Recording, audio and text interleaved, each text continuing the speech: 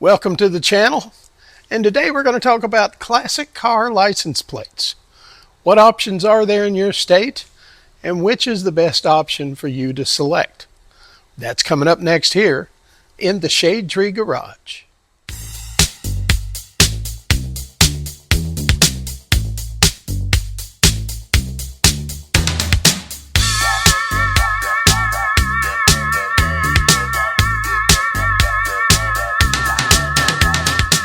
All right, guys, we're going to talk about license plates. And I'll share with you the situation here in Kentucky. And my research shows that historic vehicle license plates are pretty much have the same restrictions. They're very similar restrictions from 47 of the 50 states, okay? Maybe 48. All right, well, here in Kentucky, first let me show you what I've got. All right. This is a Kentucky historic motor vehicle license plate. It is ugly as sin. And this Tin Lizzie graphic was probably appropriate 60 years ago when a 25-year-old car would have been back pre-war. The graphic is horribly dated, and the plate is just plain but ugly. All right, let's talk about historic motor vehicle plates in Kentucky. Now, the plate is permanently assigned to the vehicle that you wish to put the plate on. Now, the plate you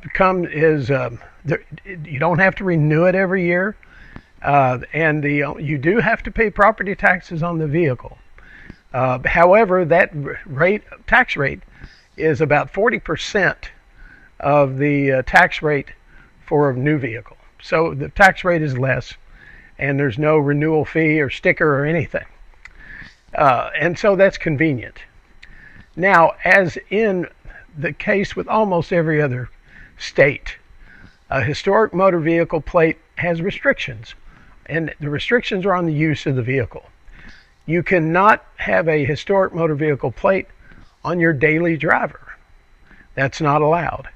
The historic motor vehicle plate is designed for someone who's going to drive their collector car or their classic to car shows, parades, special events, occasional pleasure driving, and for maintenance. And they're pretty strict about what they will allow. They will not allow you to put it on a 1999 Dodge Durango and go back and forth to work every day in it. Not going to happen. Or you will attract the attention of your local law enforcement, and they will warn you to get a real plate on it, which is what it should have. Anyway, it's better to follow the law than abuse the system. All right, now in Kentucky, in addition to the historic motor vehicle plate, the butt ugly one, all right, another plate that the state of Kentucky offers to classic cars owners is the street rod plate. Now, the street rod plate has no restrictions on it. It's as much a personalized plate as anything, and in fact, you can personalize a street rod plate with the same six number letter combination as any other Kentucky plate that can be personalized. The street rod plate has a graphic of a street rod on the left side.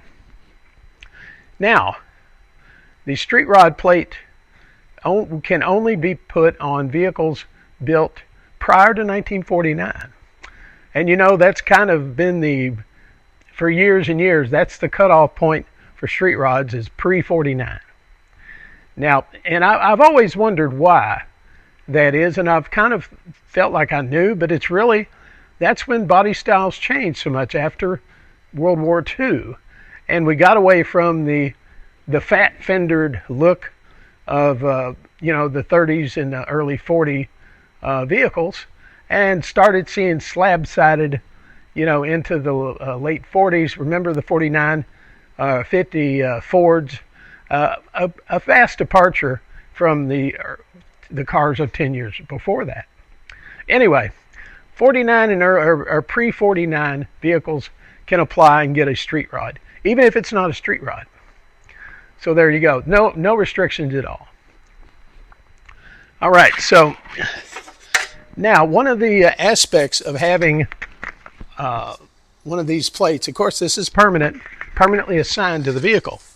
The state law in Kentucky allows you, and most states allow this, to get a original year of manufacture license plate that was, issued 70 years ago to some other vehicle, but it's made it through history, and you can take that plate, restore it, whatever you want to do to it, and you can put that on the back of your car to match the year of manufacture of the car. Or you can get a replica, and there's lots of companies that offer replica plates, and the replicas are real true to the original look of the plate. Now, let me show you what mine looks like. All right, there's the replica plate that I have on my 56 Plymouth Belvedere. And because it's a replica, I didn't have to stick with the 6-letter number limitation on my personalized plate. And I decided to go with this after I was besieged with people stopping at car shows asking, is this a 57 Chevy? And the reason, of course, is due to the big fins on the back. And so people who were not really familiar car people would consider the car, see it as possibly a 57 Chevy. And of course it is not. So the 56 Plymouth plate was just to allow people to understand that this is not a Chevy, it's a Plymouth. And you can do that with a replica plate. You can spell just about anything you want. In fact, I guess I've used 1, 2, 3, 4, 5, 6. I used 11 characters on that plate. Now, the plate has, like I said, it's a faithful replica of a 1956 Kentucky standard issue license plate. It has Tour Kentucky across the top between the mounting holes for the license plate, and at the bottom it's got the county, with the correct county, which is Nelson. All right, if you live in Kentucky and you're interested in a historic motor vehicle plate, you can look up the KRS. Just look up that phrase on Google and it'll show you the state law. If you're in Kentucky, there's a specific title type that I was not at all familiar with. I didn't learn about it until I purchased my 55 Chevy two-door wagon. And that title is called it is a classic, and that is a classic motor vehicle project title. Now, this title is for cars that aren't running or cars that aren't roadworthy yet. Project cars, in other words. And, we all have probably had our share of project cars, either finish them or send them on their way into the ether. But this title does not allow you to plate the vehicle. It's not, you can't drive anywhere on it. It doesn't give you any privileges. All it does is establish ownership of that particular vehicle.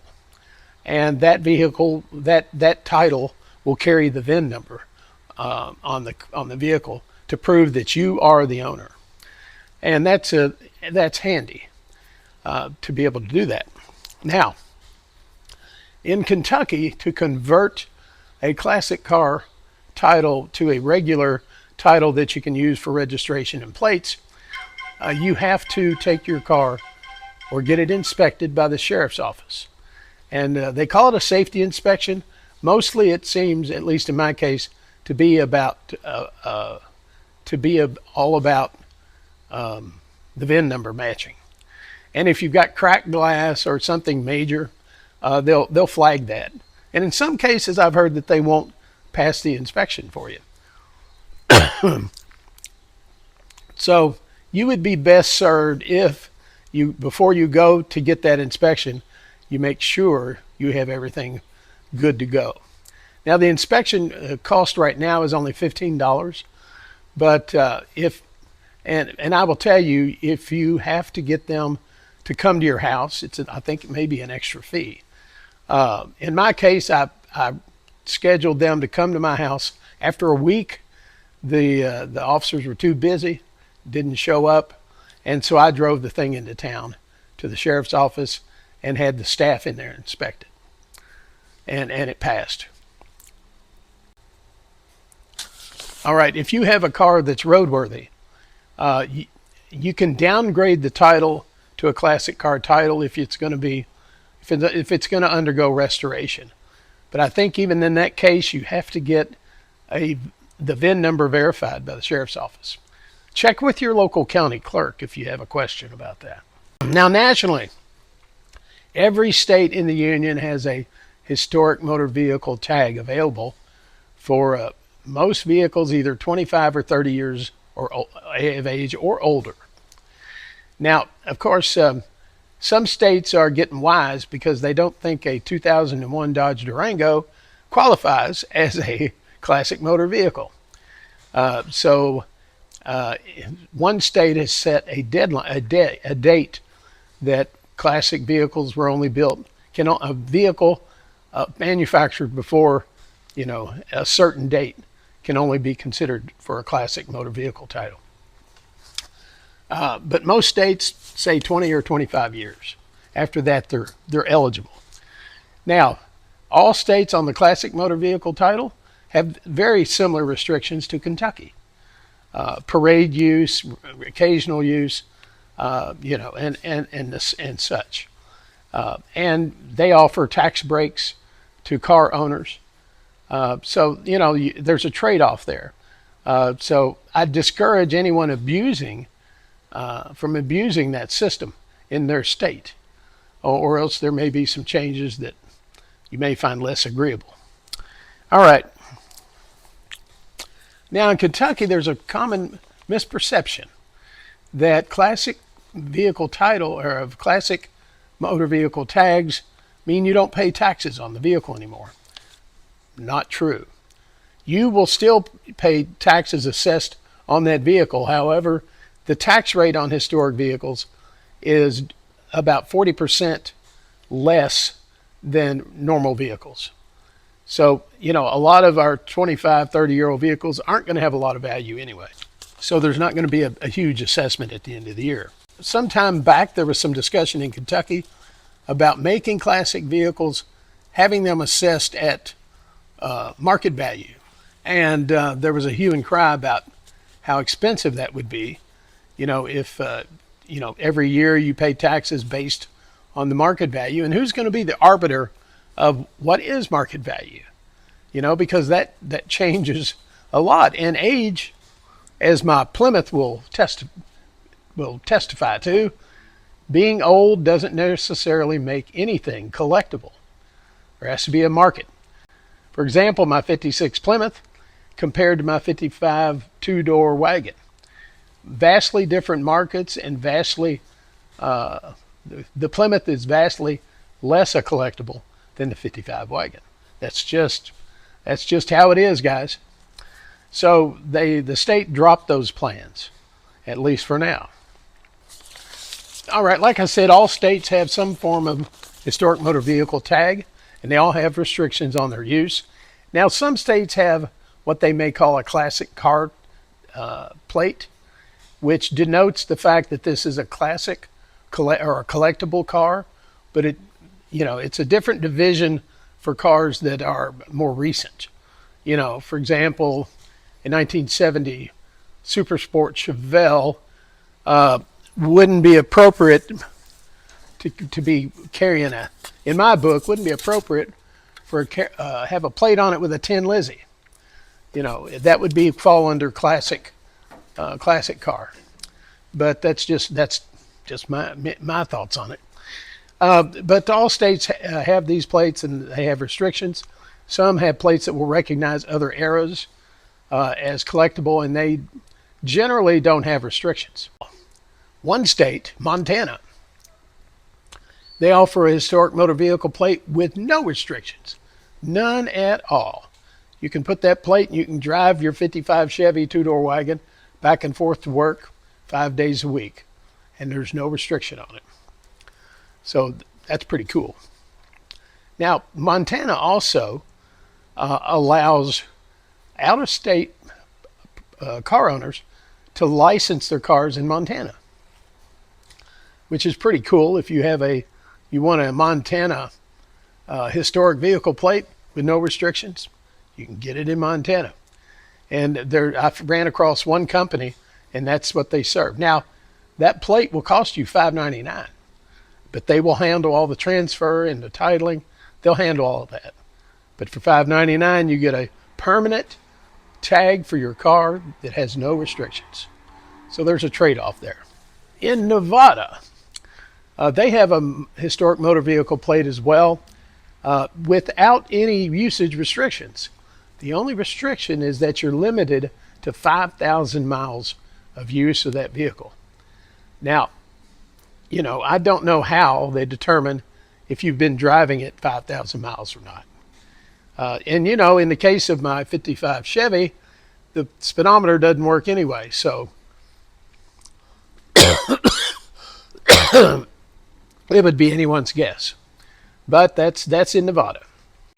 If you can go online and do a Google search for classic car plate in your state, and you can get all the requirements to meet that. Some states with their classic car plates have really tightened up the restrictions. For example, in my 56 Plymouth, it is original. It's not a hot rod. It would qualify in some states. It would qualify, but my 55 Chevy would not qualify for a historic motor vehicle plate, and it has nothing to do with age, and it has everything to do with how original it is. Put a different color paint job on it that's not original, it's no longer original. Wouldn't qualify.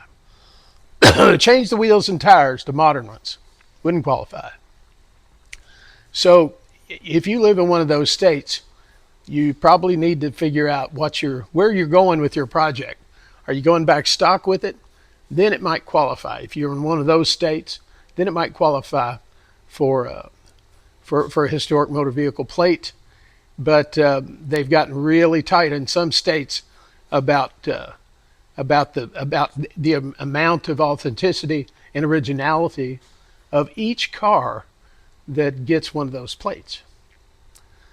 So a lot of cars here in Kentucky that have historic motor vehicle plates would not qualify for those in other states where they have extreme restrictions.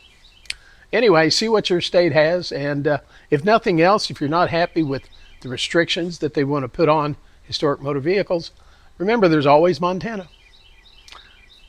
All right, thanks for watching, guys, and and I'll throw up now on my now again we're talking my experience. Now on my 55 Chevy, it had a classic car title that could not be used for plates. I got it inspected and I got the title converted to a regular title. Now instead of getting one of those Tin Lizzie historic motor vehicle plates, I just opted to get a regular plate and have a personalized plate. So I'll throw my personalized plate on my 55 Chevy up here so you get a look at it. Now it's an unusual looking plate because it does mention that Bardstown, that my hometown here, is the bourbon capital of the world. And so the plate looks like you're looking at the end of a bourbon barrel. And so that was a plate designed for the community, and we're all quite proud of it. So I've got that one personalized on the Chevy, and on my daily driver I have Gazette, the name of my website, post on that one. All right, so there's lots to think about when it comes to plates, and there's lots of options for most of us with plates. And if you aren't happy with the look of your state's historic motor vehicle plate, your DMV will have lots of options for other organizations. There's probably 130 different plates out there available here in Kentucky, and you can support Ducks Unlimited, uh, every college sorority, sports teams, universities, colleges. And the list goes on and on. And when you get one of those plates, you can have it personalized. And each purchase of that special plate generates some money that goes back to that organization. So not only are you showing support for your college or whatever ball team or whatever, you're also sending them a donation. So it's the benefit is twofold.